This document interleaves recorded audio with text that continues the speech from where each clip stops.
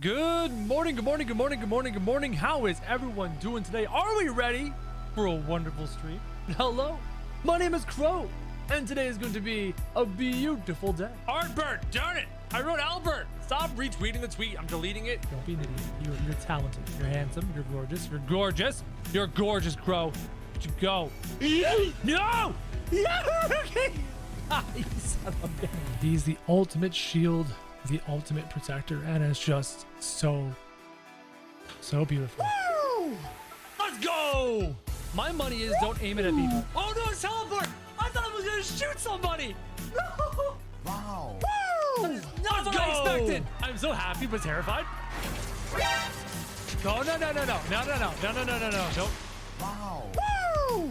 Let's go! Let's do it. We're calling him Albert! I hate being manipulated. I hate being used. I hate being toyed with. I hate being messed with. And now I just want to shove my greatsword through his ass, out his mouth, until he fucking dies. Now I'm feeling like a true Dark Knight. Do you wonder why I picked this class? Fuck! How do I like Chris Durham's night music? Man, that...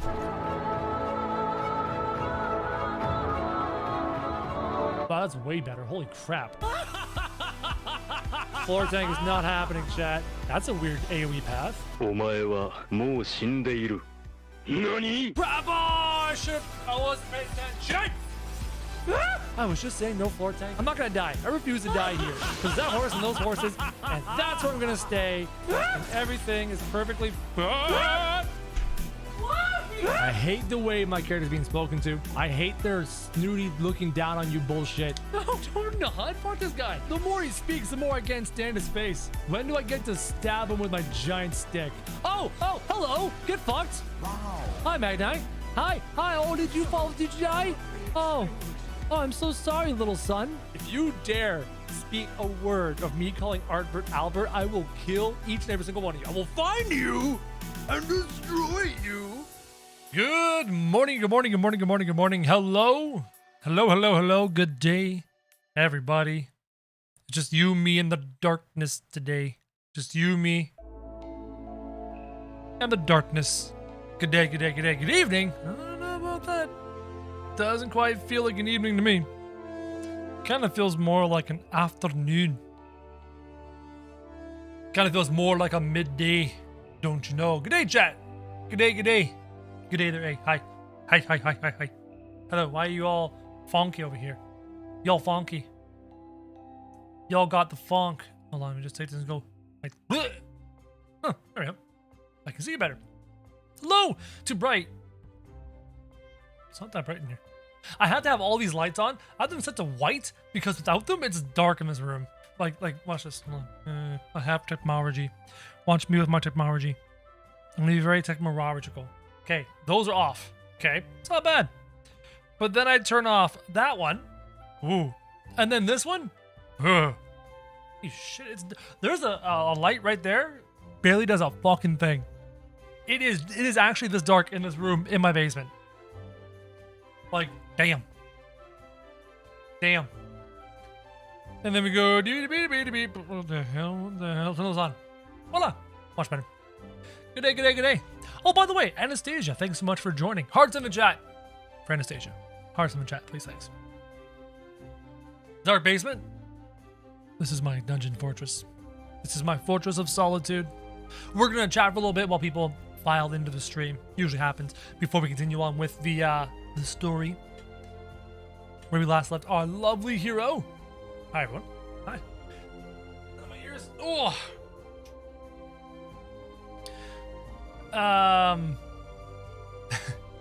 Talking to Mrs. Crow. Talking to my adorable, lovely wife, Mrs. Crow. And doing what I always do after I play 14. I finish my stream, I go upstairs, I find my wife, and I say, you need to play 14. And she's always like, I know, but World's coming out, the new expansion and stuff. She's a Final Fantasy gamer, Final Fantasy X, Final Fantasy X-2, and she loves WoW. So I'm trying to get her into 14. And I had a thought. I had an idea. An idea so crazy it just might work. If I can convince her to do it. Oh, mouse? Right, thank you. I like this one. It's so comfy. This mouse, comfy. MMO mouse, Chonky. Chonky boy.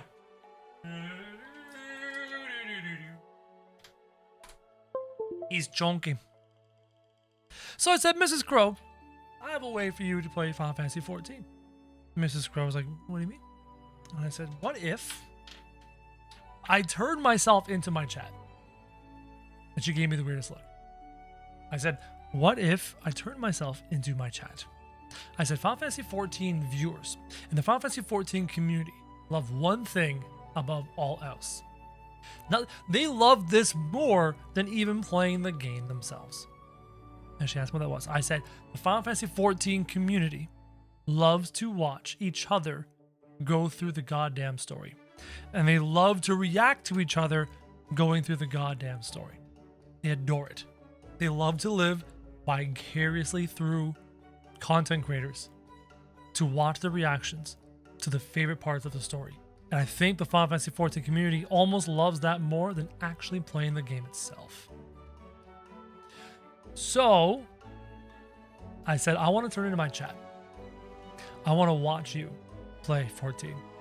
I want to be with you there the whole journey. I want to see you experience the amazing moments within Final Fantasy XIV. I told her, I want you, when I am done Endwalker, to come on stream, sit down in this basement with me when Izzy goes to school, sit down in this basement with me for a couple hours a day, sit here, control the character, play your own character, play through 14, and let me and chat look in on your experience of playing Final Fantasy XIV. Mrs. Crow plays Final Fantasy XIV, and Krojak sits there with the mic as well and headphones as well, and I can talk to you, chat, and we can talk to each other, and us together can watch Mrs. Crow as she freaks out throughout the entire course of the Final Fantasy XIV experience. Just a thought. Now, has Mrs. Crow agreed to this? No. She's intrigued by it, but she's a little self-conscious, and she always says she doesn't want anything to do with my career path. So we'll see. We'll see, okay? Just put that thought in the back of your heads, okay? Put it in the back of your heads, and then you'll have a simultaneous, so you'll be watching me and watching her, but also while you're watching me watch her, so you're getting her reactions to the content, and my reactions to her reactions, and your reactions to our reactions, and my reactions to her reactions, and it's just a fucking whirlpool of reactionception. It's just fantastic. It's a crazy concept, and I don't know if we're gonna pull it off, but we're gonna try. You get to literally watch. It's almost like you're watching your friend freak out as their friend freaks out playing the game. Like if you had a buddy who's already played the game, but your buddy's buddy hasn't played it, and you're sitting there and you're watching your buddy laugh at your buddy's buddy, and like just the whole, it's just madness. It's just madness. I don't know if we're gonna pull it off. We're gonna see. We're gonna see. We're gonna see. We'll see. We'll see. Where are we at now? 122. Getting pretty close to starting the game up. Pretty close to starting up the stream. What if she feeds on pain? I don't know. We'll see.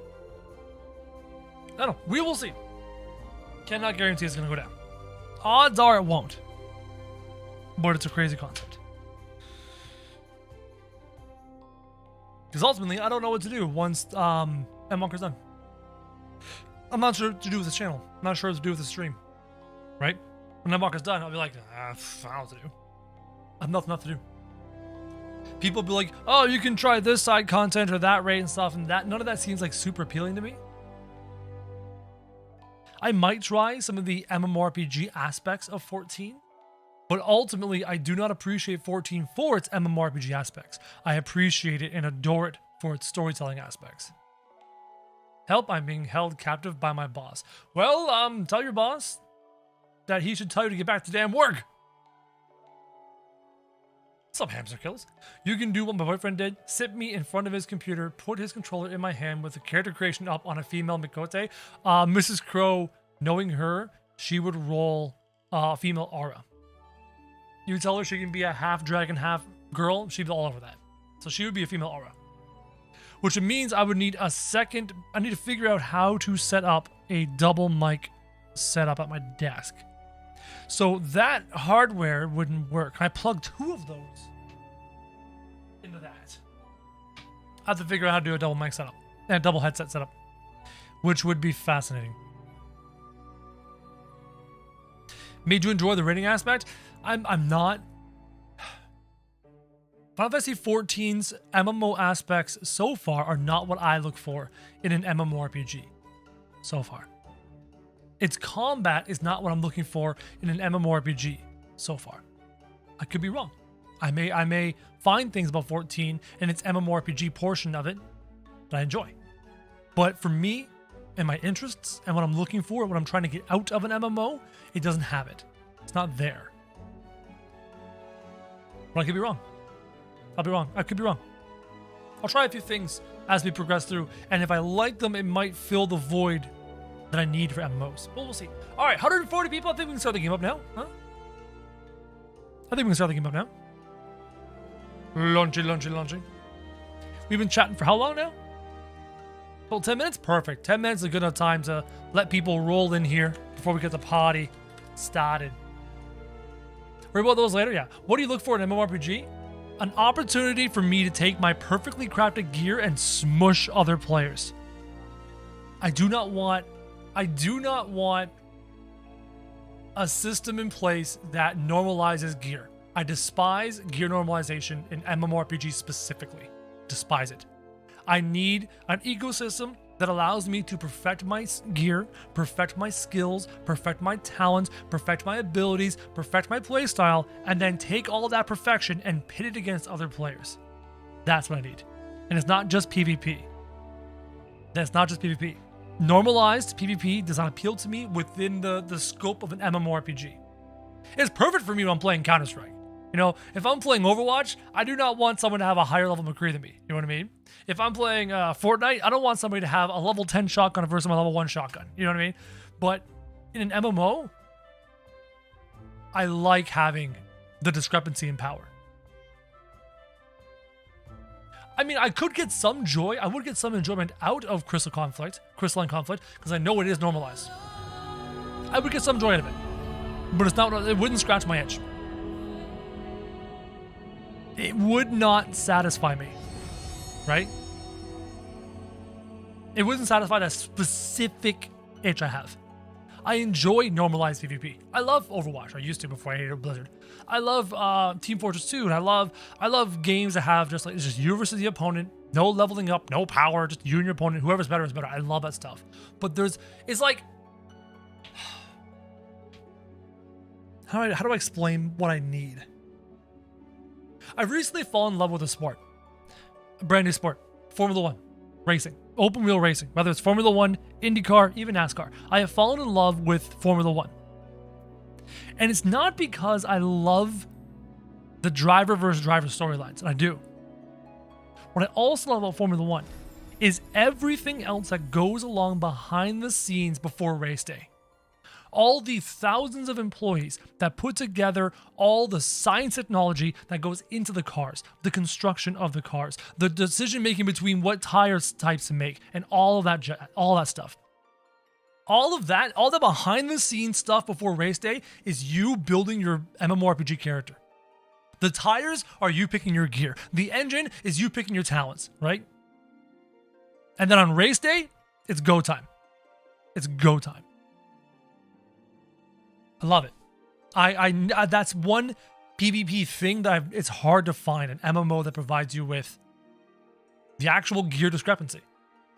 If my gear is better than you, if I put in the time to make the better gear, if I put in the time to build a better car, assuming skill is equal, my better car should beat your worst car.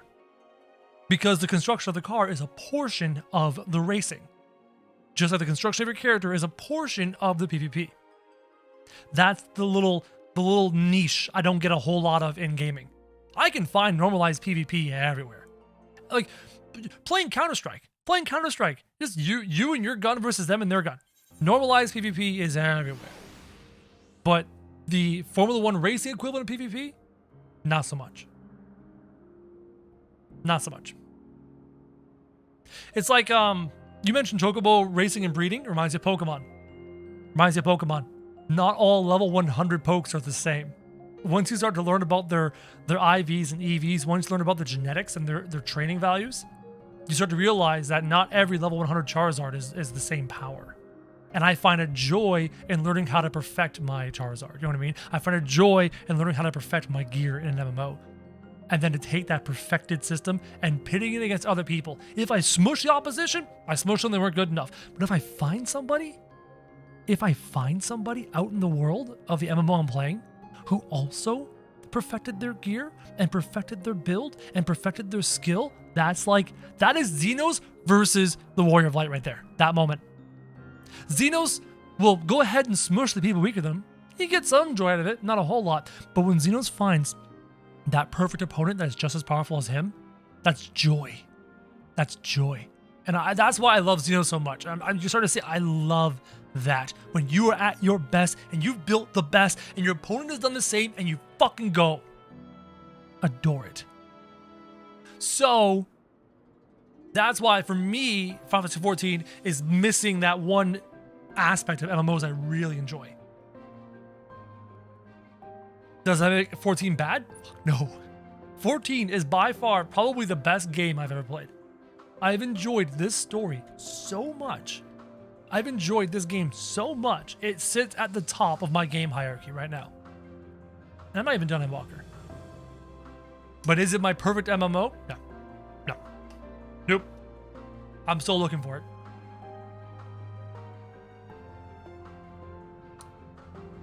A lot of the time I find the problem is that unnormalized content just means gear always wins and skill is relevant. You're right. Gear, just like in NASCAR or F1, if you have a shitty car, I don't care how good of a driver you are. If you've built a shitty car, you're not going to fucking win the race. That's why you need both the amazing car, aka the amazing gear, plus the amazing driving skill, aka the amazing ability for you to play the game. You combine those and become world champion. Love it. Love it.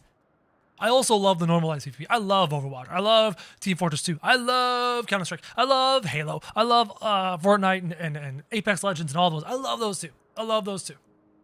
Those are all fun too. It's a different kind of PvP fun. But building a car gear in and of itself is also a skill. It is. So it's all skill-based. It is. What if I choose the wrong pieces of gear? What if I choose the wrong perks? What if I choose the wrong skills? What if I choose the wrong talents? What if I build the wrong car? It's all skill. But nobody sees that. Everyone just sees, oh, you've got better gear. No, it's part of the skill.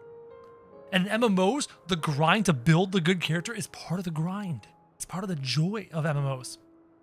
What? Joy for some. Some people love the MMOs for the social aspect, and that's cool. I get some fun out of that. But some of us love it for the character building aspect. So don't take that from me. Don't allow me to build my character and then PvP go, well, all that character building, it's all the same. You're the same as little Billy. Not as interested in that MMOs specifically. First-person shooters, different story. I do not want a first-person shooter where I gotta like super chat from Izzy who says idea after Endwalker host an event at the sparring area of the Wolves Den for people to just have fun fighting with each other. Cool, me neat. Thank you for the super chat. But in MMO, if you show up late, you often never catch up. Grinding and farm, etc. Your skill overshadowed by the fact that you played earlier than I did. MMORPGs are intrinsically based around the fact that the more time you put into the MMO, the better you are at the MMO. It is intrinsic to MMORPG capabilities. Now, whenever an expansion drops for an MMO, it gives everyone the opportunity to play catch-up. Every time there's an expansion, or for some MMOs, WoW, every time there's a major patch, it gives everyone the opportunity to play catch-up. It gives everyone a fresh starting point. But after that, the person who puts in the most time wins. That is MMORPG. Always has been. Always will be. The person who practices a first-person shooter skill the most wins. Right? The person who puts in 3 hours a day practicing his first-person shooter aim will generally be better than the person that doesn't. It's gaming. It's always been gaming. When you're talking about a competitive thing, such as player versus player combat, it's always that way. And there's nothing wrong with that. If that doesn't interest you, then PvP or MMOs or something isn't quite right for you. You gotta find that thing that is quite right for you. Yeah, now catch-up mechanics, that's a whole nother conversation. almost 200 people, I think we're ready to go. I mean, that's a whole nother conversation, catch-up mechanics. I just find most of the time it results in someone who is rolling in resources, immediately shooting to the top, and new players never actually getting the chance. That is how MMOs function. It is. If everyone had equal power, it wouldn't be an MMO anymore. It's a living, breathing world. MMOs are supposed to be living, breathing worlds. So in a living, breathing world, you have the people who are the best at what they do and the people who suck at what they do. You have the people who are very wealthy and the people who are not. You have the people who put in tons of work and the people who are lazy. It simulates a real world. You can't normalize MMOs. Not completely. Now, 14 does respect your time. I've had this conversation multiple times. Like, 14 is a very casual, friendly MMO, which is great. It needs it. We need them. It's fantastic. But doesn't that mean skill doesn't actually matter? You know, the only thing that matters is you got in first. No. No. What it means is the person who... It's not about getting in first. It's about putting in your time. The person who builds the best car in Formula 1 racing or NASCAR, the people who put the most money, most time into building the best car have a distinct advantage. Now, you put a bad driver who crashes the car inside that car... I don't care how powerful that car is. If you crash it, it's over. If I put my daughter in my New World character, I would get rolled in PvP. So the skill matters. Skill matters. I completely disagree with you with those takes. Explain. Telling me you disagree with me is not going to make this conversation move forward. Crow, if you just go, Crow, you're wrong. Well, what the fuck do you need? Tell me why. Tell me why. I need more than just you're wrong. What about the underdog story? I love it. Oh my god, I fucking love an underdog story. I love cheering for the underdog in sports. I love being the underdog. Love it. When I finish building a character and I'm at the peak of the mountain, I get bored. The climb and the chase. When you're number 2 in the world and you're chasing after number 1 is the best. When you're number 1 and you're being hunted, that's no fun anymore. Underdog story is the best. They're so good. So good. Speak with Emmett at every opportunity? I think I will. It's actually a great idea. Hi, Kemi. You're an ant now. Congratulations. I didn't even... I'm sorry, Kemi. I missed your chat there. Sorry. Lone Wolf. I love MTG. Love it. The more hours spent practicing competitive play. Right. So MTG has the pay-to-win aspect where you need to afford the cards. And then once you afford the cards, you can compete with everyone else who also can afford the cards. And then you all together, your skill comes in. Right? MTG. Great example. You can't compete unless you can buy the cards. Once you do buy the cards, your skill versus their skill, because they also bought the same cards as you. Right? During lunch break? Nah, no worries. All right. Ugh. League's a great example. Compare the amount of time Tyler 1 has spent playing League compared to most people. It'd be an insult if Tyler 1 didn't hit Challenger every season. It's true. It's very true. Chris is also right. There's room for both types of games. MMOs are about grinding for your power and spending time for your power. Oh, I love Commander. Commander is so sick. Worthless. Yo, Demonette, you have not played competitive Commander. Commander can be very competitive. When you're rocking $1,000 to $2,000 Commander decks, it can be very competitive. I need to get back into Magic. I miss Magic. Some of you may know this, but many of you don't. I sold my entire Magic the Gathering collection back in 2015 to buy my first camera, my first microphone, and to start my YouTube career. Sold all my Magic the Gathering cards, more than $1,000 worth of cards at the time. And $1,000 worth of cards meant a lot to me back in 2015. I sold all of them to buy my first camera, my first microphone, and to start my YouTube career. My YouTube career is funded by Magic the Gathering.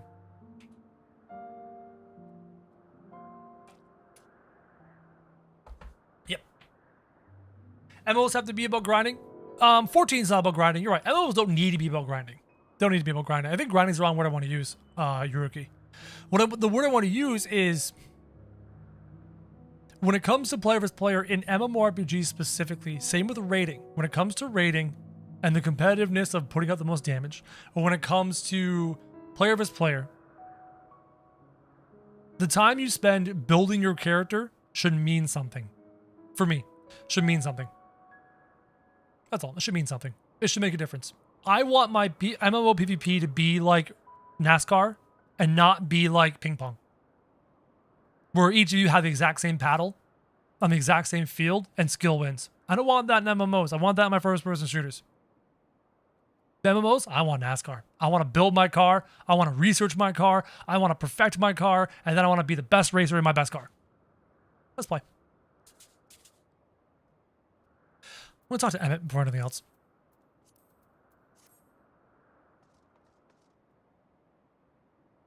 God, he's so handsome.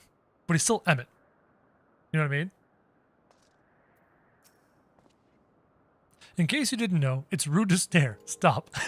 You're dead. Well, you're dead sooner than later. No, later. Considering how far back this is, probably later. So where we last left our heroes before we continued on, I arrived here in this zone, and I saw Mom. Mom was here, chat. Crystal Mommy was here. But at the time, I had a quick little theory that it may not be Crystal Mommy, it may be Venat. And Crystal Mommy decided to take on the form of Venat when speaking to players and speaking to people and not revealing her true form. I bet you Heidelin's true form is much closer to Zodiark's when you're in that fight, right? The Zodiark fight with all this crazy massive form. I bet you Heidelin is closer to that than she is to a beautiful young woman named Venat. That's my guess. So I'm assuming that's what it is. And we're about to find out. This is hardly my first time here, but the scenery never fails to take my breath away. Why, it feels as if you could reach out and touch the heavens. Now then, to begin our guided tour, perhaps you already know these things, but for the sake of thoroughness, I shall start with the basics. That's a lot of smiles, chat. Using concepts to give shape to ether. Creation magic allows us to bring forth anything we desire, be it inanimate object or living beings. Using concepts to give shape to ether, is that like we learned about this mystical magical power of emotion? We learned it from the elephant people. Are they using that to shape ether? Anyone may conceive of concepts, but they must all undergo evaluation at the Bureau of the Architect. So you can't just create things willy-nilly.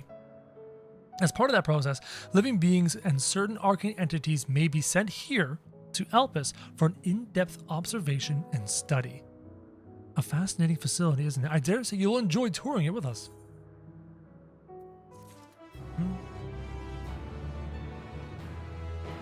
Chat, do not explain where I am time-wise. Do not explain or hint at anything.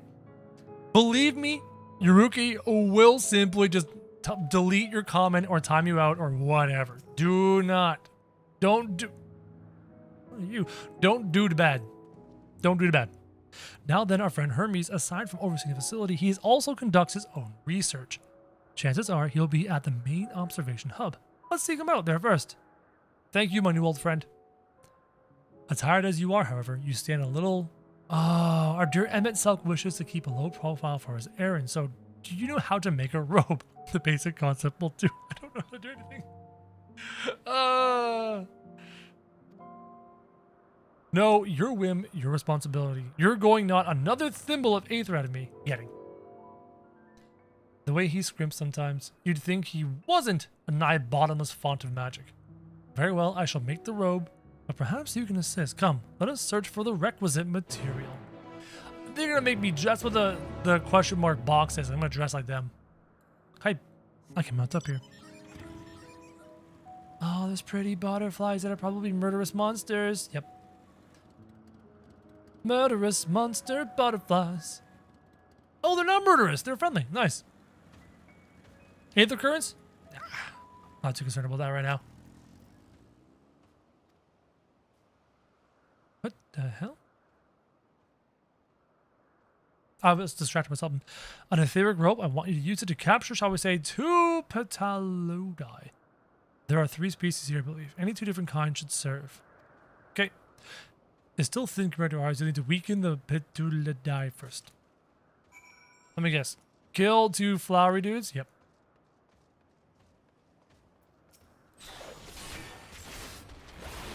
Game's kind of quiet right now. Is that better? Flip it.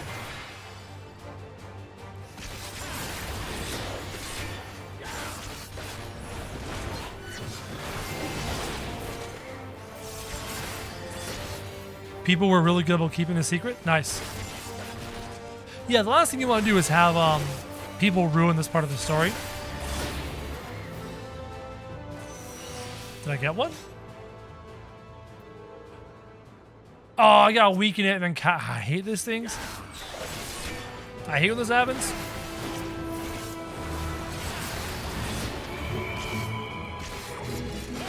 This happens more often than I like to admit. Right, kill them. How about now? How about now? There we go. So that was the blue one. Now I want one of these red ones. Come to me, butterfly.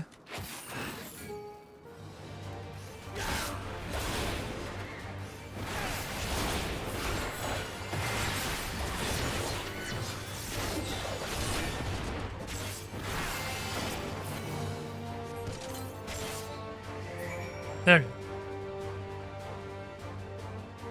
go. The butterfly could beat the Ifrit and ARR. Yeah, well, yeah, you're right. Darth Krojak, slayer of butterflies. No means no. Just grateful I've even willing to wait. You're very kind, Emmet. I appreciate you. You've got the bada. Come, let us see. Here. Take him.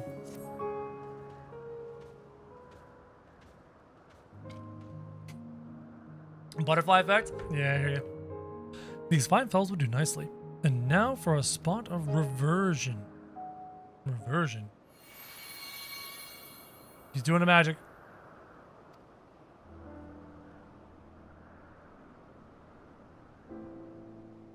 It's not a fancy, but then we're trying not to stand out. Try not for size. You turn living beings into clothing. Just like that.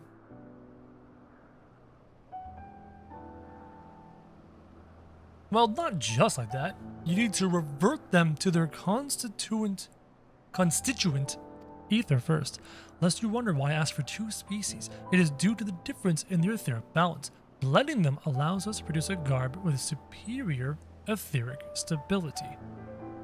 Well and good to disguise and educate, but I won't fool anyone who can see worth a damn. Fair point. By the very least, it should spare you unwanted attention from casual observers. MSLK speaks true. Even dressed like us, your unusual nature will be plain to those who think to look. Should someone question your presence, don't make up excuses, much less try to explain what you actually are. Best to simply say that you're familiar. I'm somebody's cat. Question is, whose? Of course, Azem's. If you say you belong to him, people will give you the benefit of the doubt for any and all outlandish behavior. Exploiting our associate's absence. Oh yeah, he's a wanderer, a traveler. For lack of his presence, absolutely. Were he here, he'd have been the first to propose the idea. You know it.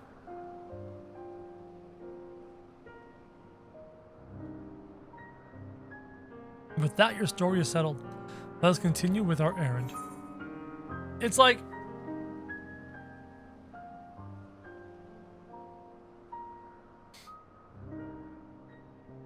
my first time through Shadowbringers, when Emmet Selk ultimately decided, after spending so much time with us, that we were not worthy, and that he was going to follow through with his genocidal plan of destroying all the shards to recreate his home, I wrote him off. And I said, nope, F you. You know, for all this, you decided to kill us all? Nope, F that. I'm going to protect all my friends. You're useless to me. And the more time I spend here, the more time I witness this beautiful place, I'm just like, fuck. So once again, Gigakawa is like, oh, there's no obvious good or evil. Everything is just gray, and everyone has a point of view, and everyone's point of view is awesome, and who are you to judge? And it's frustrating. Sometimes black and white, good and evil is nice and easy. It's just these, yes, they're the bad guys. Fucking smush the bad guys. Let's go. Sometimes I'm grateful for when it's black and white. And there are times I can appreciate the gray. But in this particular instance, God, I wish it was black and white. I wish it was. If you're ready, let's continue along the path to Anagas. The place serves as an observation hub and resident both. Someone there should be able to point us in the direction of Hermes. Cool. That's what Zeus is for? True. Very true. Emmett Salk was a villain. He's a very tragic villain. Yes. Sometimes I just like my villains to be villainous and not tragic. How do I...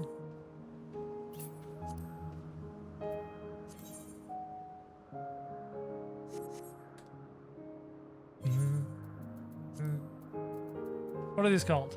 Sophist's robes. Can I glamour it like this? I haven't played this game in a while. Can I just do like that? Like that and constant glamour. Okay.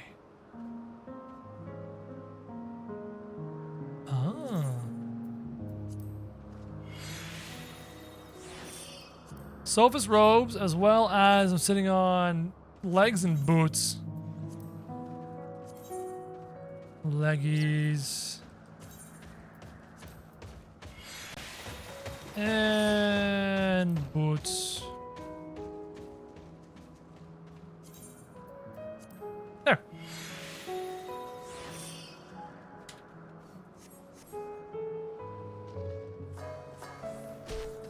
Looking good. Looking good. Where to? The names make me think of Hercules, the movie. You mean, what you really mean is that the names make you think of Greek mythology?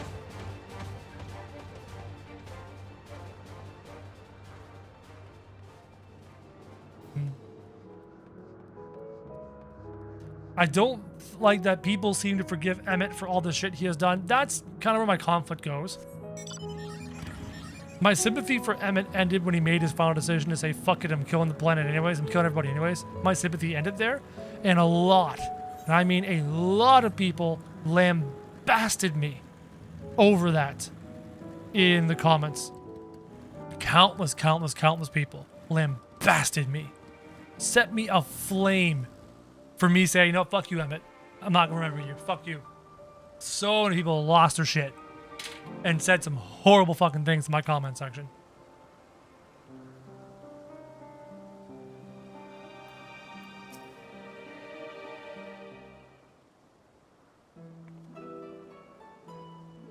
Yes, can I help you? We wish to speak with the Chief Hermes. Do you know where we might find him?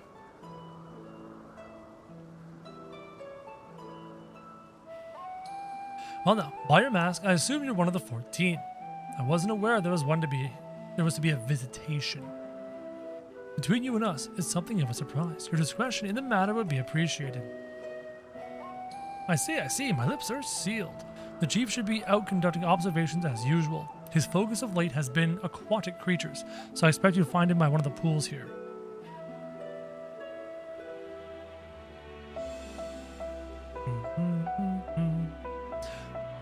But here's the one massive distinction, Anastasia. The most massive distinction between what Emmett is doing trying to save his world and what we're doing trying to save our world. His world is gone. Our world is alive. To bring back his world, he must commit genocide to millions, to countless numbers. That's the difference. There's no justification for what he's doing. You may understand emotionally what he's doing, but there is no justification. None. And that's why I said, fuck you, Emmett, and that's why my comment section lit me on fire.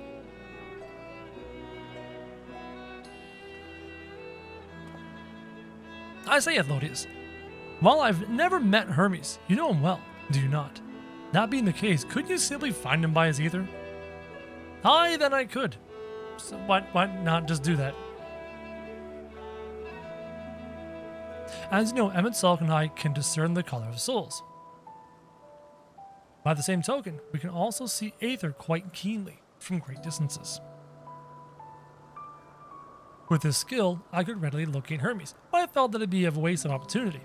We're here to perform an assessment after all. By searching the ordinary way, we stand to gain insight into Elpis and the man in charge of it. Oh, Jay. This makes me so disgustingly mad. I can't even. Okay.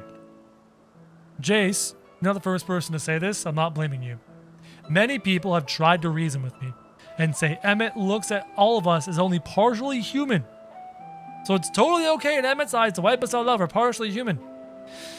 That is the thought process of many, many leaders who commit genocide, where they look upon the people that they are committing genocide upon as non-human, as subhuman.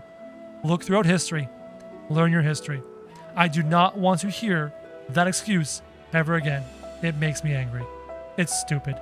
It's not a justification. I do not need the explanation.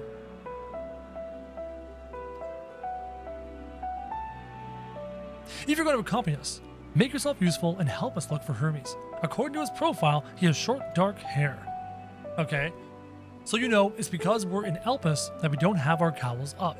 A special exemption due to the need to be aware of dangerous creatures. Elsewhere, we do not exhibit our individuality. It's unseemly. This is all common sense, but I would not assume you possess any. You do not exhibit your individuality, so in public, you're all just one big old population. Interesting. Ugh.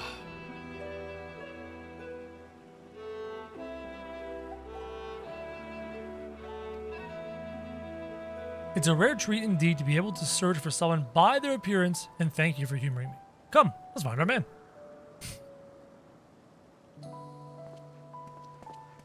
Seize the means of Aether production. That sounds like a Final Fantasy thing to do.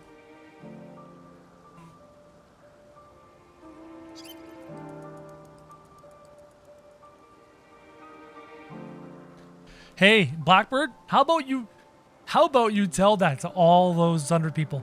Hey, all you Sunder people! All y'all, don't worry about dying. Don't worry about ending your actual fucking existence. Don't worry about it. You're gonna become a whole person. All 7 of you who are left of this one shard, you're all gonna die, your memories are gone, and you're gonna become one whole person. Isn't that great? It's like telling 7 people, one of y'all is gonna live. The other 6 of you are gonna die. It's fine. No. Nope. That's dumb. Don't agree with it. It's stupid. What am I doing here? Search for Hermes.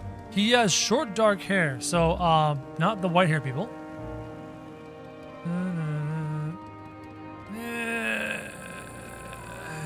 I can't click on you. Wasn't he supposed to be near water? Oh, never mind. There he is. There he is. What? Thank you, Yuruki. I was about to get to it. Hi. Where's the mudkips? Those mudkips are cute, man. They were sick.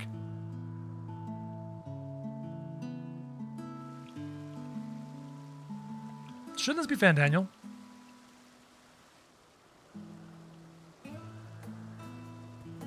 This theme, eh? Interesting. Huh. You are...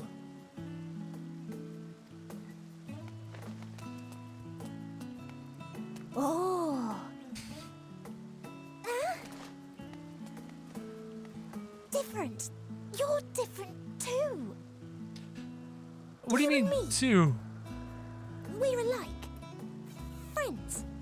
I want to be... This is a creation, right? Wait. Please. Wait. It's like, calm down a second. Greetings and salutations. Can you hear me? So she has a hard Do time not be communicating. alarmed. I mean you no harm. I wish only to hear your words, share your feelings, and know your thoughts. Crap. May we please be friends? She's so goddamn adorable, and she's so earnest. May we please be If the friends? writers fucking go test lean on me here, I'm gonna be pissed. Ah, I see you found him. Can I stop now? Excellent. Okay, if the writers fucking go test lean on me here, I'm gonna be fucking pissed. I'm calling it right now. If y'all fucking go, here's a cute, lovely fucking character who's sweet and earnest and wonderful, and we're gonna fucking kill her in the most goddamn gross way. If it happens, I'm gonna lose my shit. Also, I was rewatching yesterday's stream. So I want to watch my reaction to certain things. And I came upon a moment in yesterday's stream where we were talking to Elidibus, his recreation, his projection from the tower, and the thing happened. The tone changed, and he started to get really confused about tense and time. And I got the impression, watching it a second time, knowing that we end up here, that Elidibus was getting memories of us here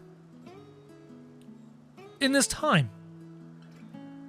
So I'm thinking that there's a little wibbly-wobbly, timey-wimey, closed-loop time loop here, where maybe the Ascians, such as Elidibus, interact with the Warrior of Light here at this point in history, because Elidibus sent us back here, and then he was either forced to forget or forgot somehow, so that future Elidibus didn't know that we were sent back in time until around the moment he was sending us back in time, where his memories came back. He was like, oh yeah, I did send you back before. I remember you back then. I think something like that's going on. I think there's a time loop shit going on here. I think. Obviously, don't fucking answer me. I'll figure it out as we go along, right? I'm just saying, like, watching it a second time, it gave me, like, I think he remembers us going back in time, interacting with him, and he just remembered it there, but those memories weren't there before. So I'm thinking, like, there's some shit there, and his memories were wiped or suppressed or something. Let's keep going. If she dies, I'll be mad. It's Legatus.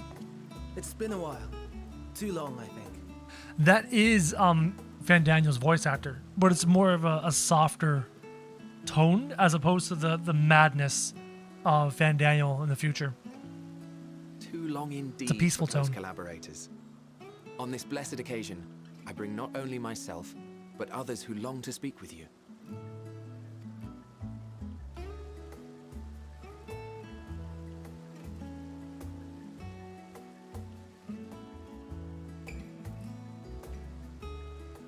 You are of the convocation. Emmet Selk at your service. Do I have the honor of addressing Hermes, Chief Overseer of Elpis? I'm just glad. I'm so glad the writers gave us this time with Emmet, with Hythlodeus, with these Ascians. Well, kind of Ascians. I love talking to them again, because fuck, Emmet. You were right there. If you would have just sided with us at the very end of Shadowbringers, but he didn't. Stupid. He's such an enjoyable character. You have traveled far for it. Such an enjoyable character. Given your facility's purpose, its remote location is something of a necessity. Would that I didn't have to rely upon a guide.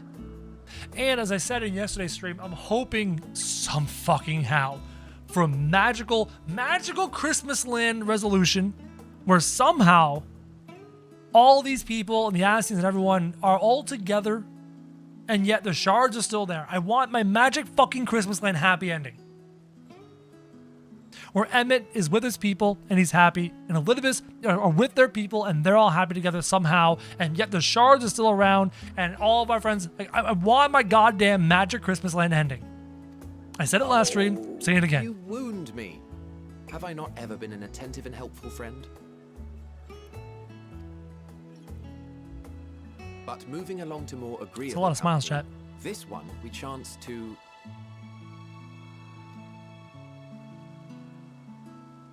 She's so earnest.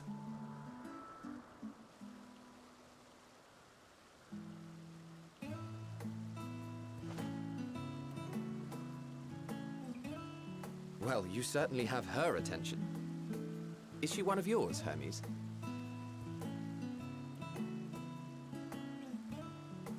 Her name is Meteon. It means shooting star.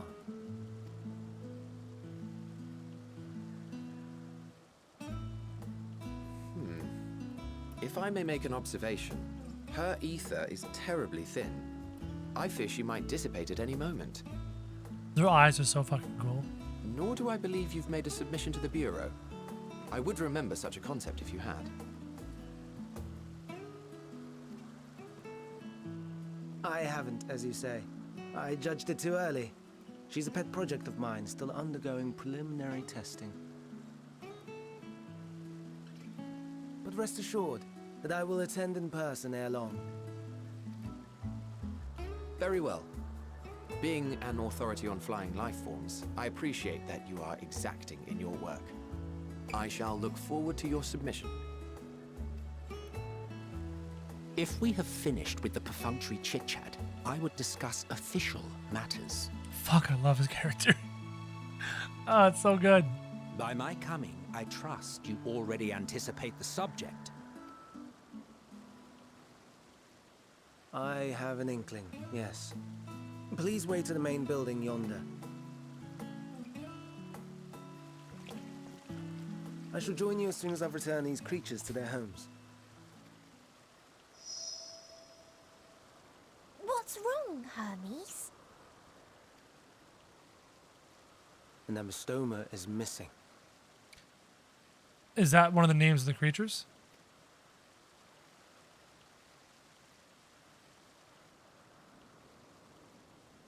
The music cut. There's tension in the air. I may have found it. A creature with the self-same ether as those there, nestled in the boughs of a tree outside the grounds.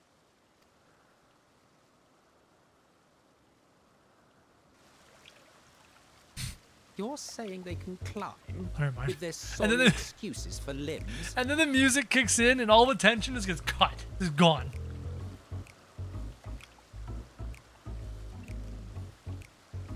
The fashion has been to imbue aquatic creatures with the power of flight, ever since the words of Metron created a sky-swimming fish. A sky-swimming fish. Words of Metron. The Ambistomas too can fly, if only slightly, and they could conceivably climb a tree. Whether they can come down safely, however. Excuse me.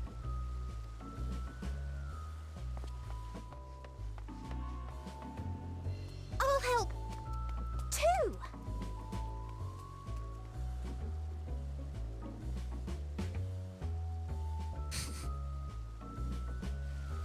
And what are we supposed to do with this lot?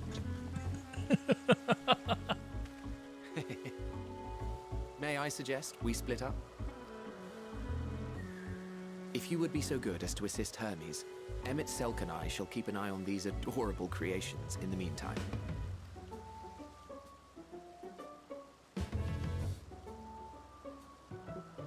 I wonder if we actually meet a Zem in this stretch.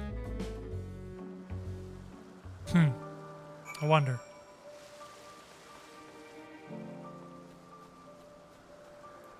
What would happen if you'd interact with literally the source of yourself?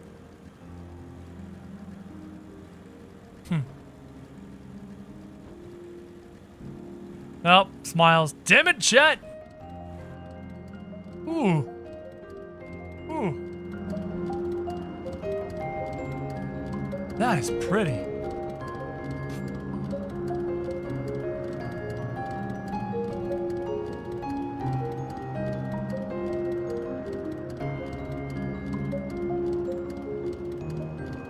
It's that majestic ARP, A-R-P, ARP in the background. Ascending and descending. So there's that. Xylophone bells. Very softly.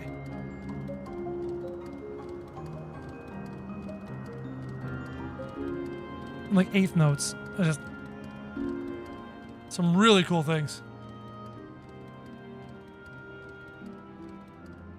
Bye, bot. Bot be gone.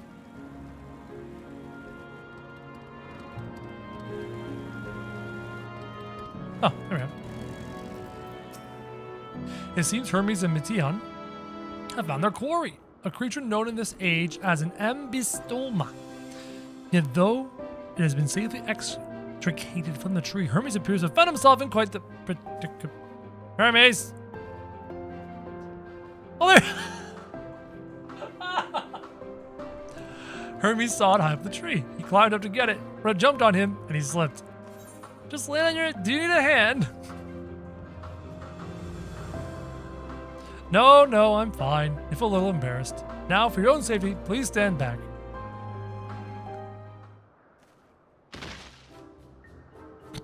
He just fall on his head. Yep.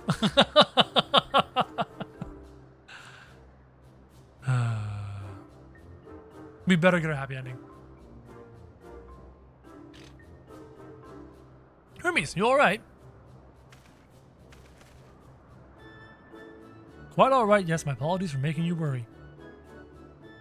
Both you and, Hi, I'm what's his face is familiar. Zem's familiar. Krojak Jaeger, you are called. An intriguing name, somehow reminiscent of a new creation. Thank you for coming after me.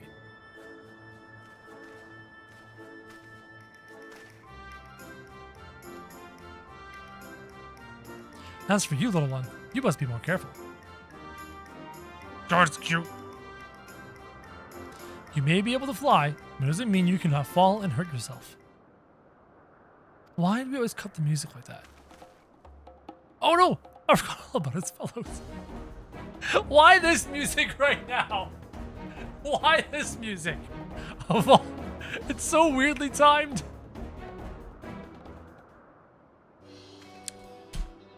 Soken! Stop it! Truly, what a relief. I must thank Emmett Salkman and Hythla Deus when I return to them. But first, with the distractions out of the way. As Chief Overseer of Elpis, permit me to welcome you to our facility. I hope you'll enjoy your time here. Hermes is anxiety personified? Okay.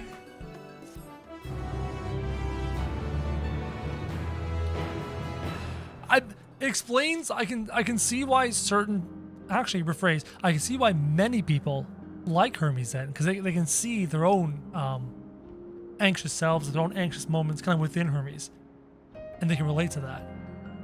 That's cool.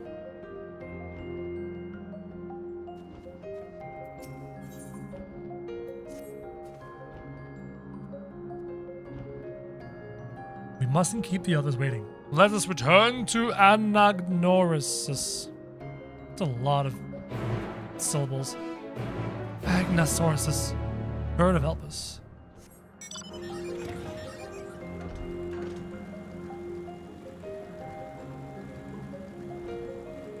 Okay, Ishikawa, here's what you're gonna do. You're going to send me on a quest along with the adorable little blue-haired girl. You're gonna send me on a quest. And she's going to talk to me. And I'm going to get to know her a little bit, okay? And we're going to complete a handful of quests together. And then we're going to return to Hermes. And she'll be great and sweet and wonderful. You'll have wonderful, sweet, soft music. And then something else will happen. We'll go do a thing. There's a couple quests in between. And then we'll come back. And we'll have another quest with her. And we'll go out and do something else. And we'll get to know her even more. And then eventually this will continue maybe 2 to 3 more times until you finally fucking kill her. And I lose my shit. That's how it went down with Tesleen, right? You get the first couple quests with Tesleen, and you go back to the place where she's taking care of people. Then you learn she takes care of people, and then you go off and do some quests nowhere near Tesleen. But then you come back to Tesleen, and you learn about her family, and you learn about all that, right? And then you go off and do some other shit, and then you come back, and Tesleen fucking dies. If they were to kill this little girl right now, no, we didn't build enough. We wouldn't have built up enough rapport of it yet, right? You meet her once, she's cute and sweet, you kill her, not good enough. Not enough emotional attachment yet, okay? You need those breaks in between. We go back and meet her again, and then a break in between, go back and meet her again, 2 or 3 times of this, fucking kill her, devastation.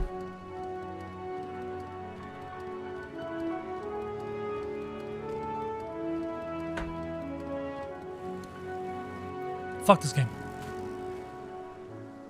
My apologies for the trouble. Owing to your kind assistance, all those guys are safe and well. And what tipped me off to it was the moment she started to speak, she was so earnest to be your friend, and they made her vulnerable because her normal speech patterns were awkward, so she went internal through a telepathic means.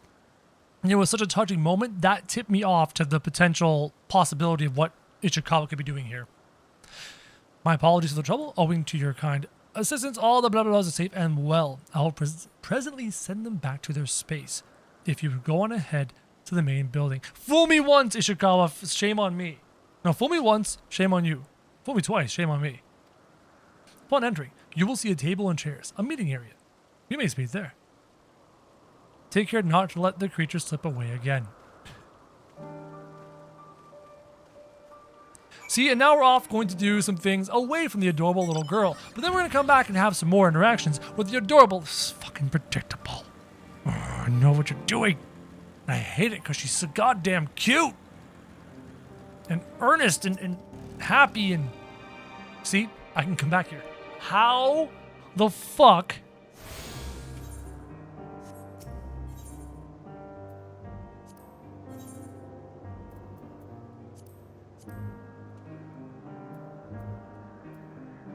So I have to go to the Crystal Tower, to the world unsundered.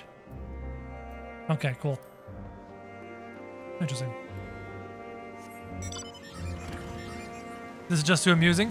Well, that's why, like, we literally talked about this early on in the stream. The one thing Final Fantasy XIV gamers love more than playing Final Fantasy XIV is watching other people play Final Fantasy XIV. It's just the goddamn truth.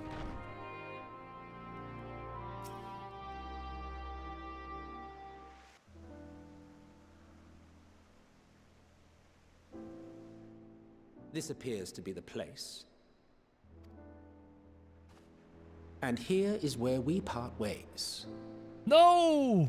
Don't leave me yet. We will be discussing highly sensitive affairs. Only a select few may be privy to such knowledge, and that does not include someone who cannot or will not divulge their origins. Makes sense. Makes sense.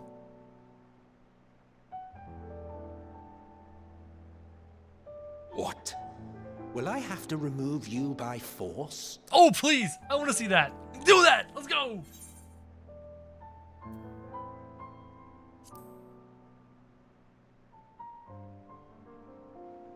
Yes, I'm sure your business with Hermes is quite pressing. You may speak with him to your heart's content after ours is concluded. I do not object to his attendance. Hermes, this is highly irregular. Perhaps, but I believe he can be trusted. Meteion would not have taken to him so quickly otherwise. Moreover, the presence of a third party may help me to maintain composure. Anxiety, right?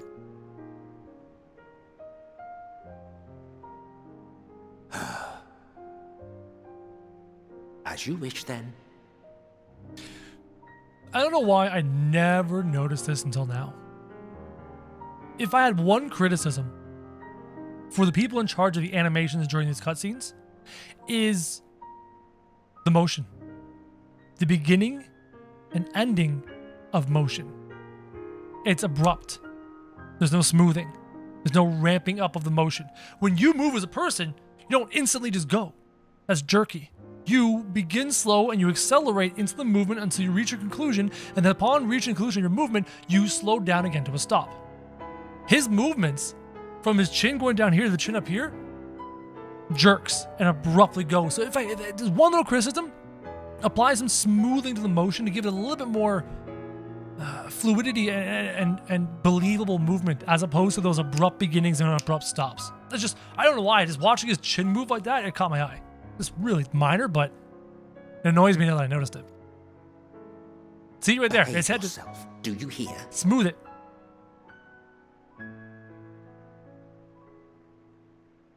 Consequence of change of engines from 1.0 to 2.0? Yep. It's an MMO. I know. It's an MMO, and by far my favorite game of all time right now, but I would love to see my favorite game of all time be even better. Like, why, what is with this goddamn community and being upset with me whenever I offer criticism? I'm not saying you specifically, but like as a whole, it's hard to provide criticisms for room for improvement for this game because people defend it so strongly. Like, it can be better. Imagine it being better. Like when I said the other day, I was like, why can't they voice act every scene? And people were like, start giving me all these reasons why they can't. I'm like, no. Expect perfection. Like, demand perfection from your developers. Like, hey, can you make this better this way? Make it better this way. You know, improve it. Give me all voice actor cutscenes. Give me smoother animations. Make it even better for us to enjoy. That's all. That's all. I'm not saying I hate the game. I'm not saying the game is bad. No, I love this game. Made the game I love better. I expect better. That's all. The 14 community are tempered. That's perfect. That is so perfect. We're all goddamn tempered. Between Ishikawa, Yoshida, we're tempered, man. We're tempered.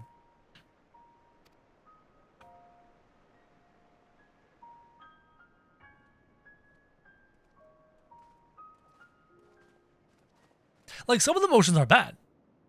Some of them have a nice little bit of ramping up acceleration, but sometimes it's just so jerky and obvious. So, it's finally happened then. What finally happened? Hi. Van Daniels declared his intention to step down and named you as his preferred successor. Okay, so that's where we're at right now. So he's becoming Fan Daniel. He's still Hermes right now. He's not yet Fan Daniel. Okay, cool. Sokin's a primal? Oh, and Jim, I'm not thinking the chat's arguing with me. You guys do not see all the comments that I have access to on all of my videos. Many of my videos are unlisted and hidden, and many of the comments, even when those videos were public, were unlisted and hidden because people cannot be appropriate.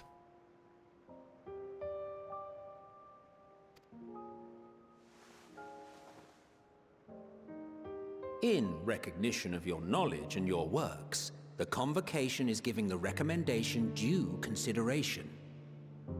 It makes sense. If he's done this much good work for the people, I can see why he's being considered for the role. As one who does not know you personally, I am to use my impartial eye to take your measure. And above all else, to ascertain your disposition towards the invitation.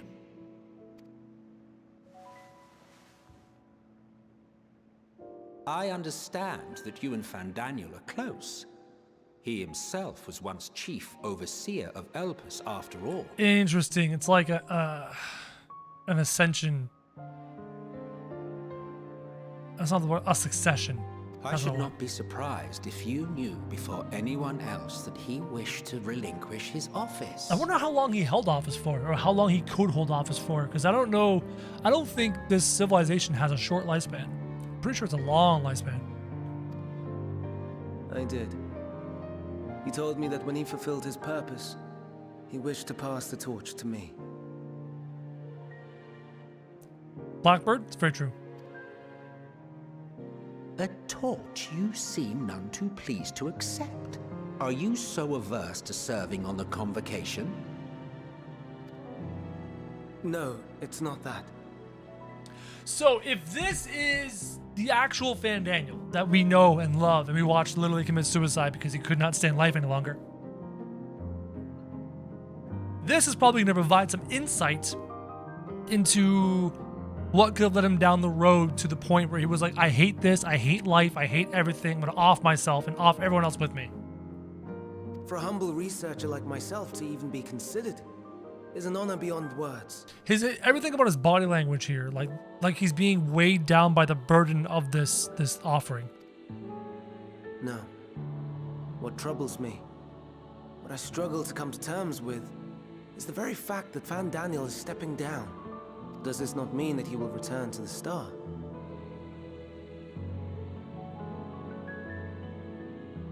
By return to the star, does he mean return to the life stream? As in die?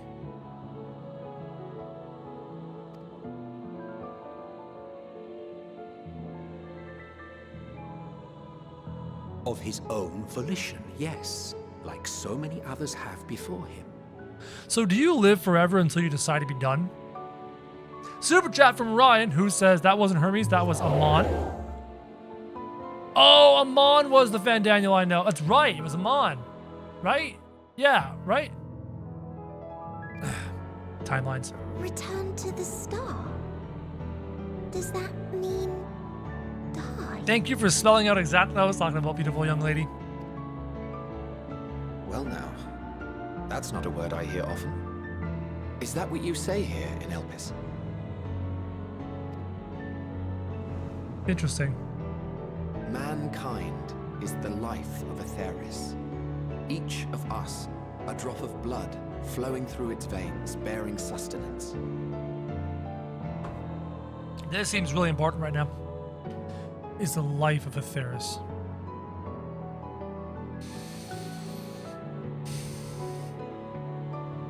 Does this have something to do with the celestial aether currents? You're literally saying that your population is the lifeblood of the star. But the star's etheric currents are weak in areas causing the final days. So what happens to the lifeblood? In our finite time upon it, 'tis our duty to make it a better place, that all who call it home, now and in future, may abide in happiness. To that end, we have dedicated ourselves to the pursuit of enlightened creation. And by our efforts did we transform this once untamed wilderness into the peaceful paradise you enjoy today. Why have the echo there in the voice? To return to the star whence we came is a privilege afforded to we who have so loved and nurtured it. A choice embraced by those who have lived their lives to the fullest, in service to our world.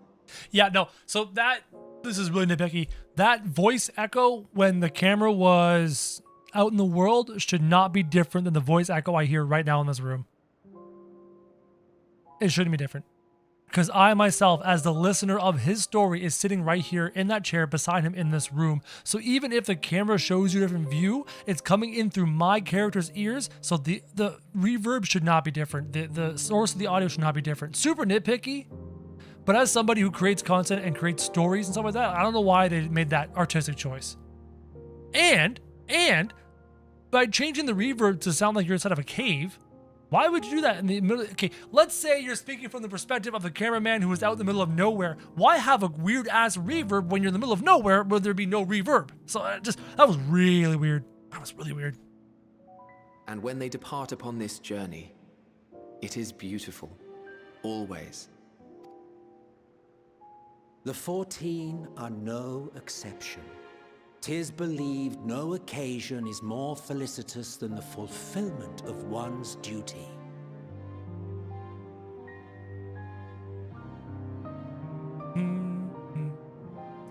Well, Ezekiel, my argument is, if you were stepping outside and the perspective was from the outside, why is there echo in the middle of the clouds, but not in a cave?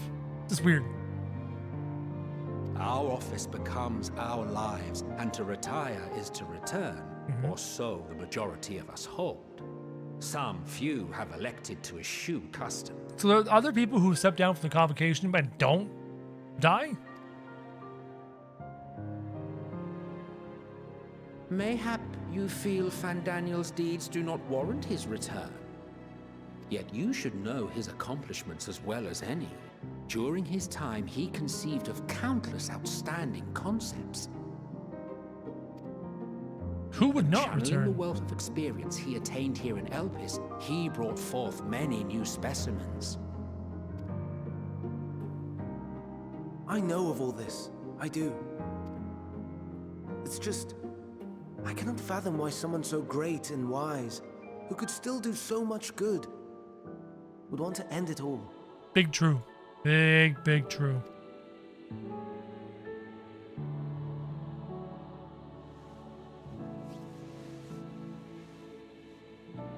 I will say I adore the far superior camera work in this expansion Oh no, to previous ones. I've made her upset.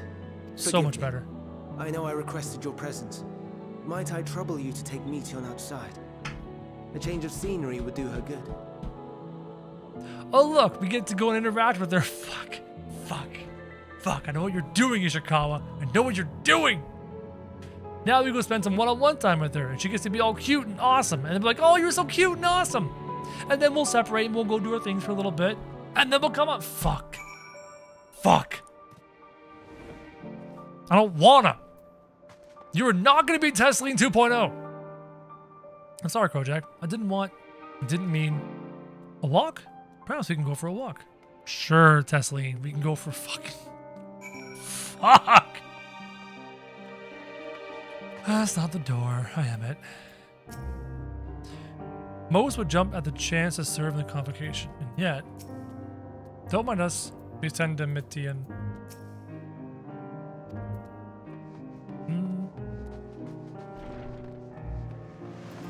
Hi, adorable little girl. Hermes gets sad when he thinks about death. When others are sad, I'm sad too. That's how I am. That's how he made me. Watch yourself away. Don't worry, I'm fine now. Why'd you come here? I'm gonna take you on a lovely stroll. You want to learn about Elpis and Hermes? Oh, I'll teach you. I can teach you. We can take turns. I'll tell you something, then you tell me something. Sounds like fun. It will be. It will be. Where to start? Let's talk to Memnon. He should be near the Aetherite.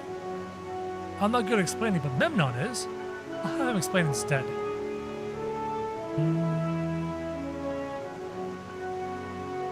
Right here, it should say keep her at her side in order to protect her from her inevitable death. Fucking game.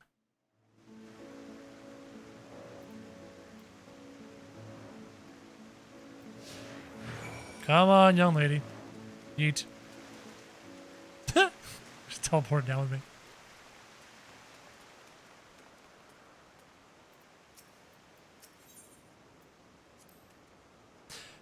Anyone can use it to teleport anywhere. Maybe not anywhere, not to the ground or other isles. For that, you need teleporters. Oh, and permission. Thanks. Hi, Bella. And what have we here? Though you look like a person, you have the horns and scales of a beast. Ah, interesting. So you actually use race-specific language here. I assume you're a familiar like Mitian. Is there something you need? This is Krojak. You teach him about Elpis. A newly arrived familiar, is he? Very well, I should be glad to introduce you to our fair facility. As you know, it is mankind's duty to make the star a better place. As part of this duty, we employ creation magic to bring forth new life. However, we cannot simply release our works into the world, for it would lead to chaos. Any and all life forms must undergo extensive testing to determine their fitness to exist. Testing which is conducted here in Elpis. Every candidate is subject to rigorous study in which we identify their properties, surmise what habitats might be suitable, and speculate as to the effects they may have on the environment of a species. Should it be judged a beneficial addition to the star, it will be allowed to take its place in the world. The two of you, too, were created with the hope of making the star a better place, so heed your masters well and be good, do you hear? Thanks for the lesson. Interesting. Crap. Where'd you come from?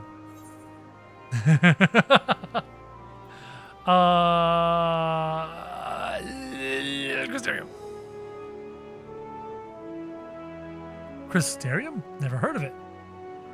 But this is a place important to you. I can feel it. Oh, my power! I haven't told you about it. A creation. Let's find a creation. One not being watched. That'll explain my power. Great. Yeet. Said yeet. Come here. Come here. I want to talk to you more. Spriggans. What are spriggans? These things right here. We call them okay. If there's many, if there's one, we say that word. They're too cute and they can be naughty. Sometimes they're off with concept crystals and Hermes has to run after them. It's adorable. Motionless bird.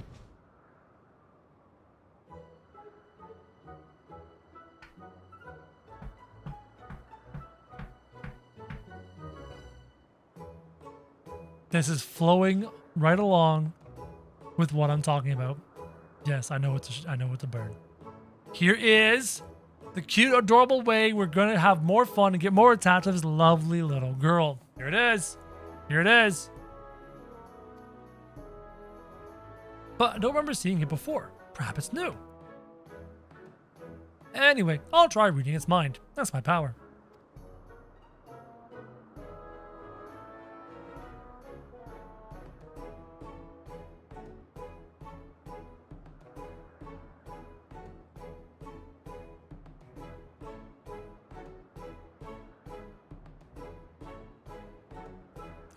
fuck's going on?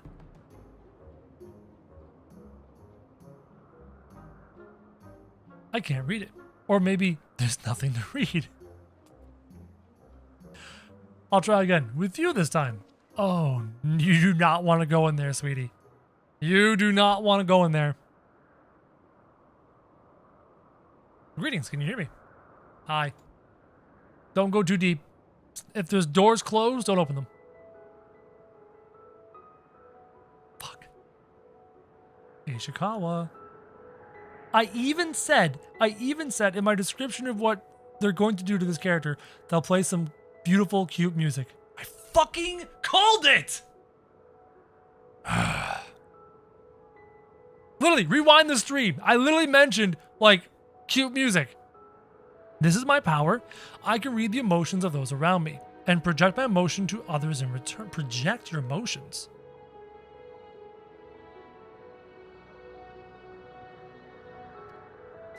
I am not actually speaking to you in your mind. Rather, you are converting my emotions into words and intention. A process performed subconsciously by intelligent life forms. Anytime they use the words emotion, because of what I learned about emotion being a source of magic, of mana, of force, of power, I'm always curious.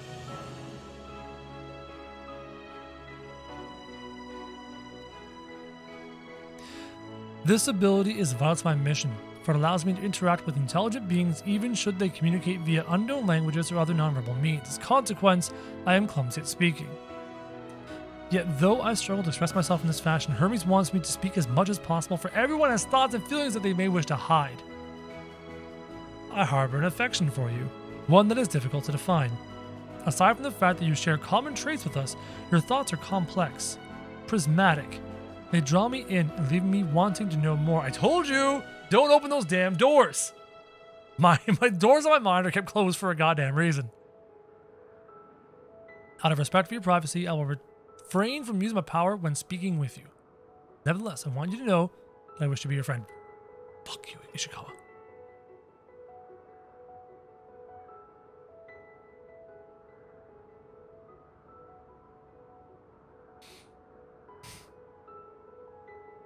I'm trying to, like, protect my heart from liking this little kid, knowing most likely what's about to happen, but I can't stop. It's stupid. It's annoying. She's so adorable. Now it's my turn again. So, what are you good at? Smashing things. Fighting. Straight up fighting. Oh, fighting! That must mean you're strong. Hermes is strong too, but he doesn't like to fight, even when creations fight him. What is up with this bird? What the fuck is up with this bird? I think we might be bothering it.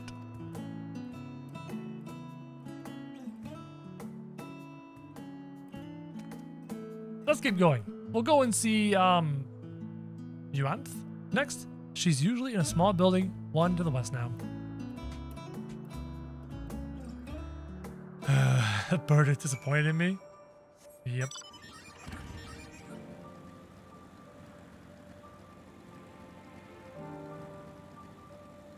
This one? Nope. This one? Yep.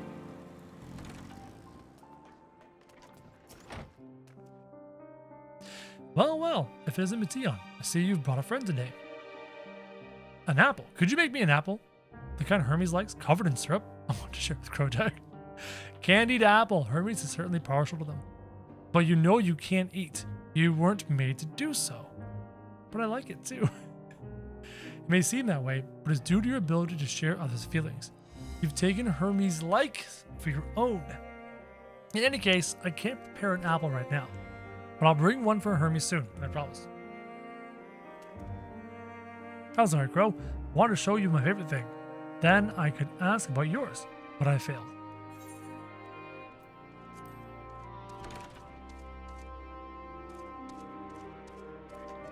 That's what you like? Yes, yes, I can feel it, your joy and happiness. It makes me happy too. Thanks for sharing it with me, Krojak.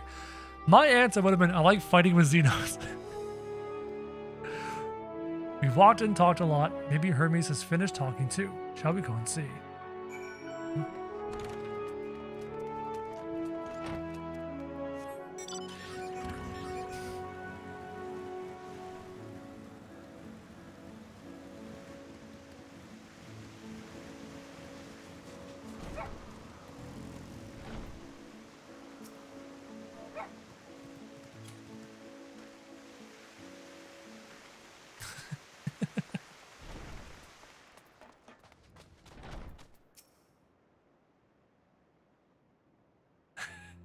Vala. There you are. I can see the fresh air has done you good. Krojak wanted to learn more about you and Elpis, so I taught him. About this place, about my power, about your favorite food. I'm not sure if that last one will be of any use. But I do appreciate your keeping Mathion company. While you were away, I finished speaking with our guests. Finished? Hardly. You requested time to consider the invitation, so we have no choice but to occupy ourselves with an inspection of your work. It has been decided that Emmet Salk and Hythlo Deus will accompany me as I attend to my duties. If you wish to learn more, perhaps you would like to come too. I'm compelled to remind you that he is in no way associated with the convocation. We simply chanced to meet at Papillon. There is no guarantee that the matters we discuss will remain private. I do not mind. To see the joy his presence brings Mathion, I cannot imagine our mysterious friend harbors malicious intent. Krojak is kind.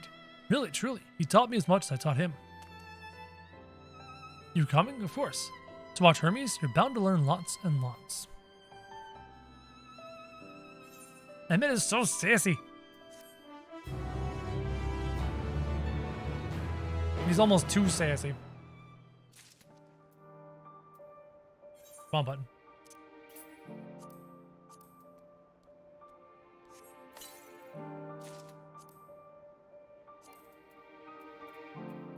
Damn it.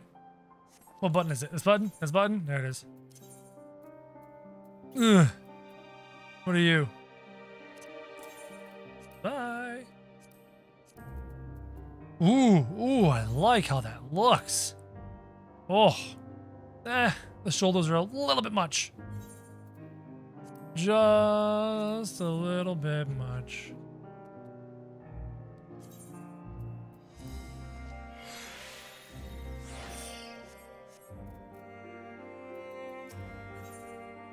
Clean your armory? It's not important.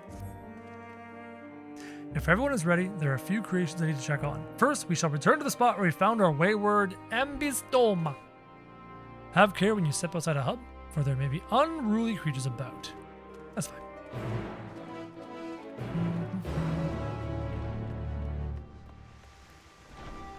I am not a crafter. Jeez, it's a big burb.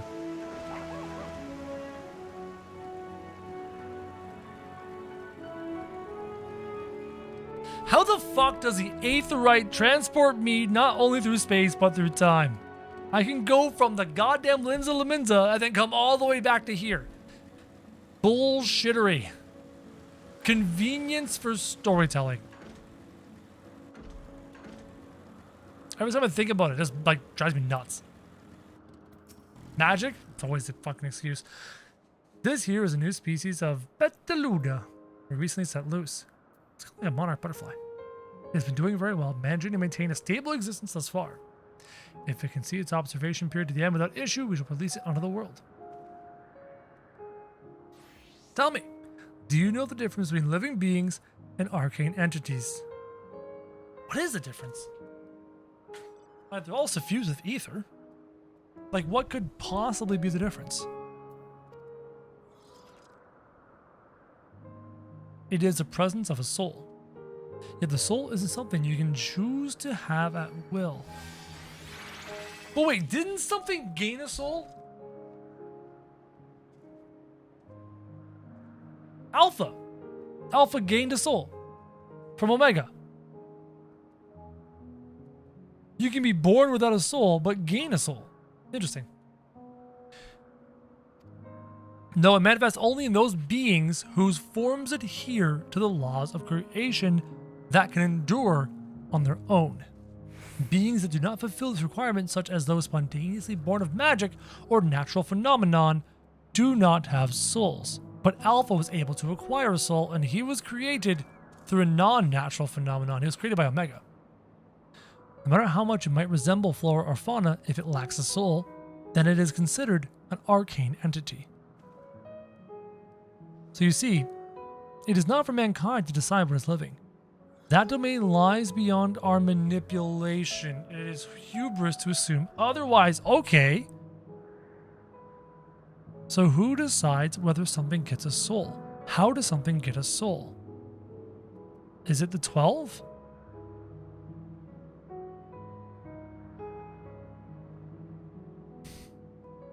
Souls come from the live stream.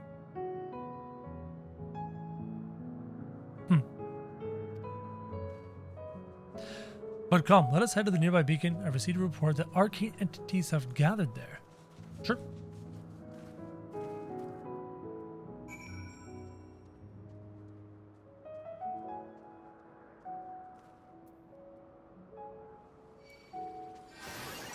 What?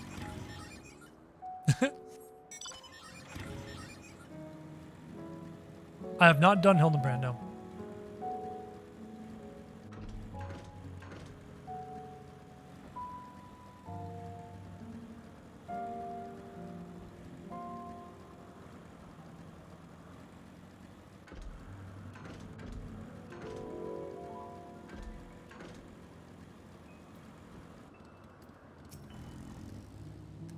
Lightning, I've seen it before, lightning pneuma, just as the report said. We call this structure a beacon due to its form. It's in fact a magical device. By manipulating the balance of elements, it keeps the isle airborne and maintains the climate thereupon. In the course of its operation, it often sees an internal shift towards a given element. Right now the element is lightning, which draws the pneuma here to replenish their ether.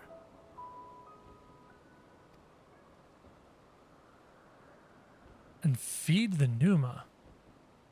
I'm not going to smush them, I'm going to feed them? You can harness ambient lightning and focus it into a ball. What? Oh.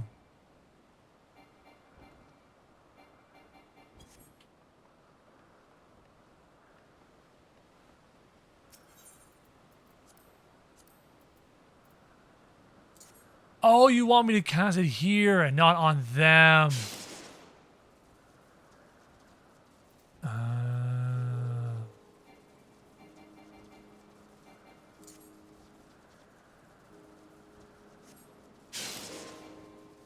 Target missed. So, oh, it's a range thing.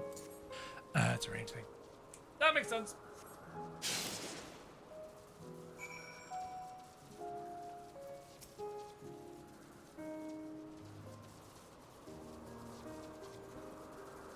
Perfectly done, Krojak. Look.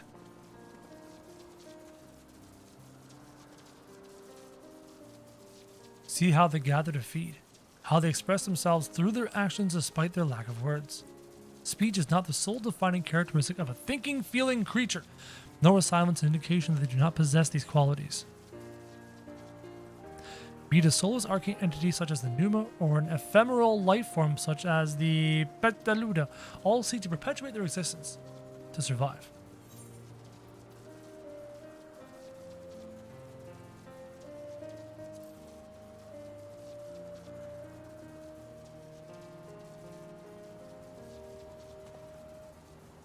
A good question. I can answer from a theoretical standpoint, but it ultimately falls to the Bureau of the Architect to pass judgment. Those with exceptional vision, such as Hythlodaeus, may be able to ascertain her true nature. Oops. What's up, Emmett? The face. I was in the way. Not to worry, my dear. They miss nothing of note, and we still have plenty of work for them to observe. Next, we will head east to the Morning Dew. Need to speak with some observers there.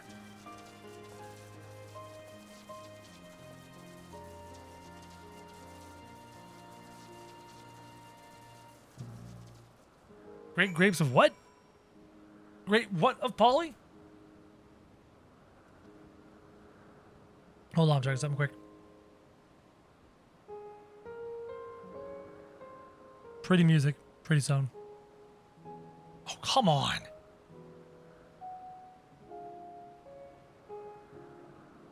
Why? Why do you do this?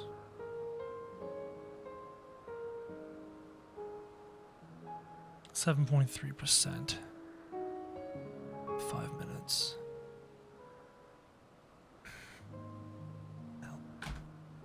YouTube is hard. It is fucking hard, man. Allons-y.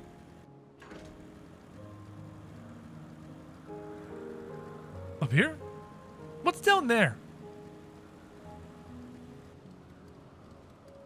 Nothing. Okay.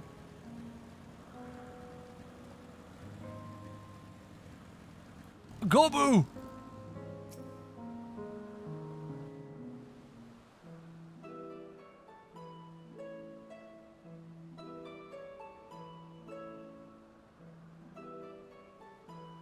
Amazing, is it not?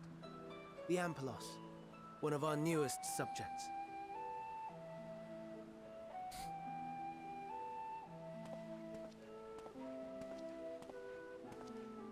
So, how are we coming along? Don't give him a voice. Interesting.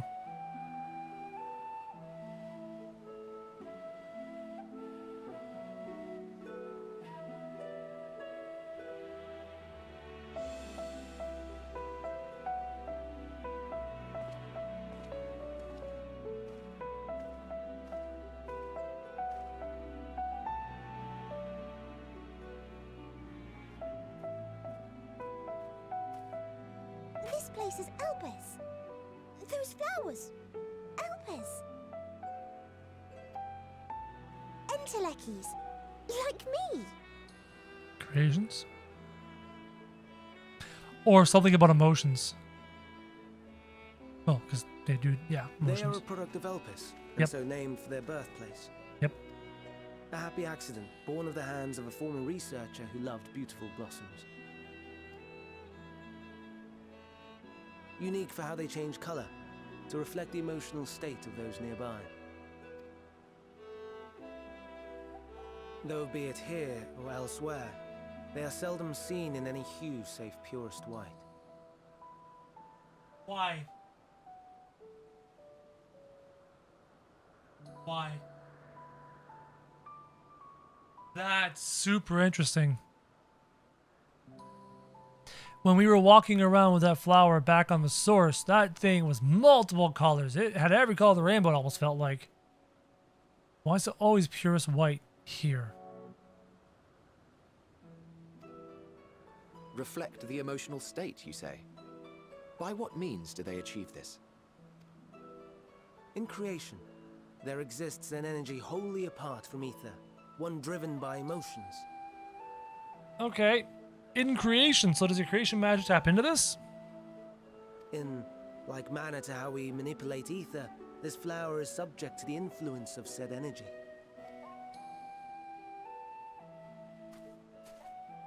Well, it has no will of its own. It is sensitive to the prevailing emotion in the vicinity, and reacts by altering its color and vibrancy.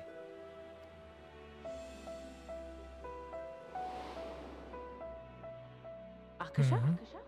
Mm-hmm. It is one of the unseen energies defined by Harnish alchemical theory. Though a gross oversimplification, some describe it as an essence influenced by feeling.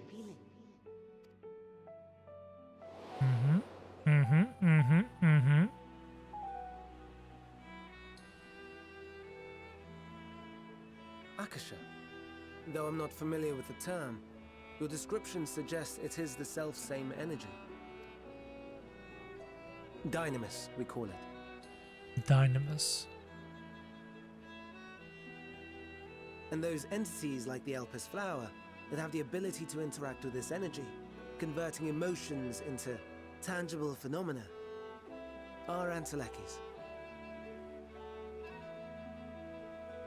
That's me! key. That you are, my dear. And no ordinary one at that, but the first possessed of free will. This seems super important.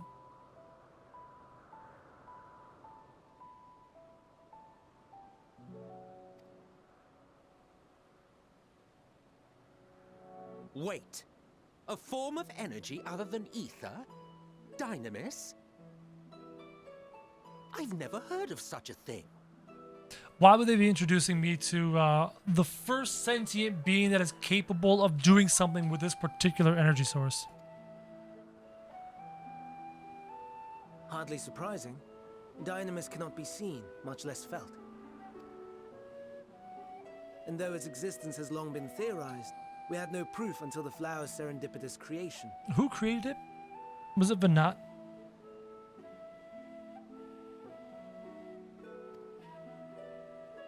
What's more, Dynamis is far weaker than ether. Under normal circumstances, its effects are drowned out by the latter. On account of which, beings comprised of and reliant upon the ether, like you and I, are unable to make practical use of Dynamis. 'Tis a truly esoteric thing, known to but a select few scholars. Intriguing. Then, given the limitations you described, why create Meteon?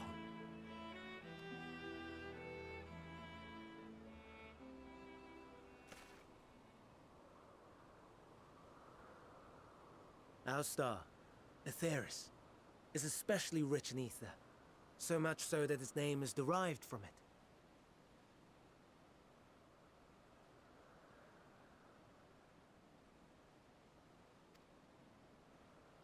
However, when we consider all energy in existence here and in the vast space beyond, Dynamis may account for as much as 68.3%. Gives me like a dark matter vibe. The more abundant form by far. Were we able to control it, we could open the door to limitless possibilities. Is it their attempts to control this particular form of energy that causes the final days? Because this all has to do with emotion. People are transformed into those beasts during the final days when they achieve a negative emotion, such as fear.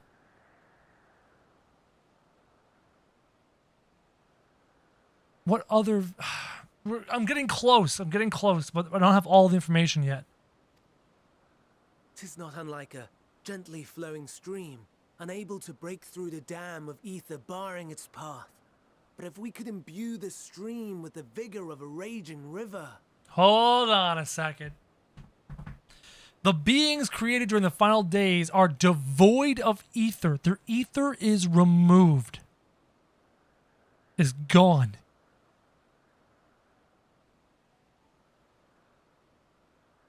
So are these beings created by this new energy source, Dynamis?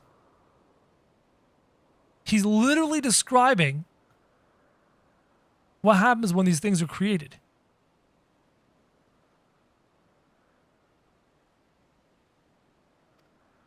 I can't look at you, chat. Not right now.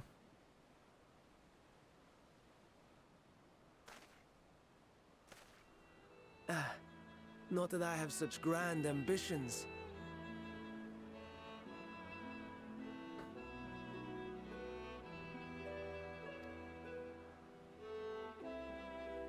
Nay, I merely wish to create a being that could traverse the great expanse.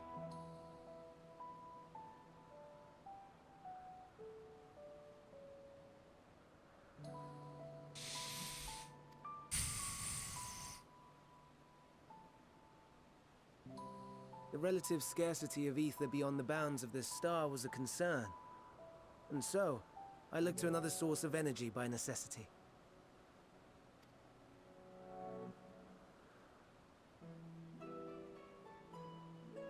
That being Dynamis. No wonder her ether is so thin. Precisely. Yours is thin too. Like an entelechy. Like me. So, are we the same? Intellecties.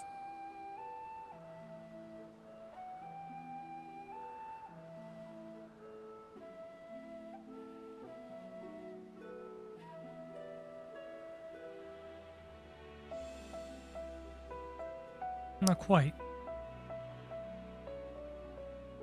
My ether is thinner because myself has been split 14 times, though reassembled half of that. And a portion of me was sent here from where I'm from, only a small portion.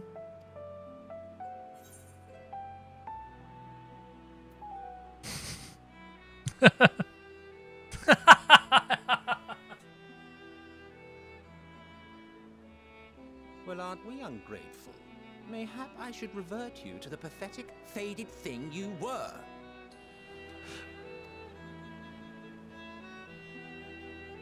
A deficit of ether alone does not an Enteleki make. It would, however, make it easier for you to interact with Dynamis. Interesting. See? Yeah. Those beasts are made of dynamis. But why? And limited though its influence may be, this quality could prove the difference between victory and defeat. You do well not to underestimate it.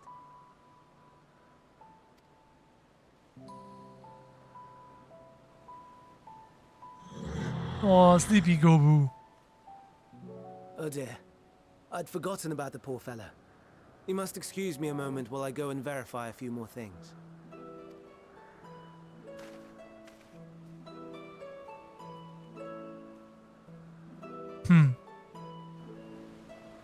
That cutscene gave me a lot to think about, chat.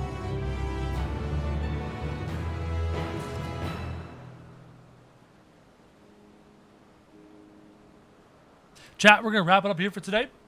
I'll be back potentially tomorrow. What's today? Are we Thursday? Definitely tomorrow.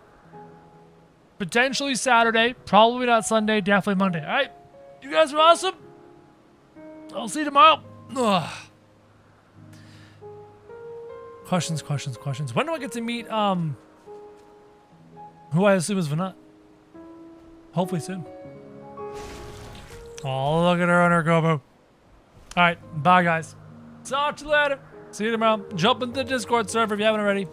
Linked in the description. Bye.